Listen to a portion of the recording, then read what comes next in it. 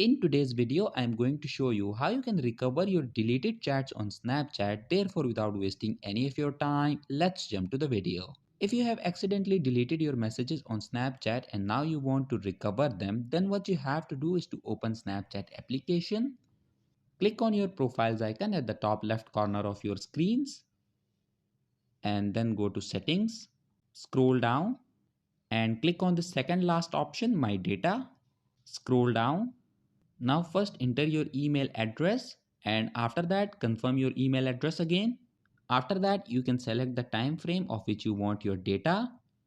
For example, if you want your data for the last 30 days, so click on this last 30 days option and then click on the submit request option.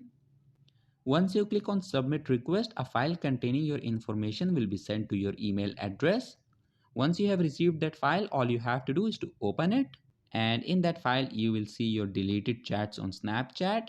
In this way you can recover your deleted messages or chats on Snapchat. So that was it for this video and I'll see you guys in the next one. Peace out.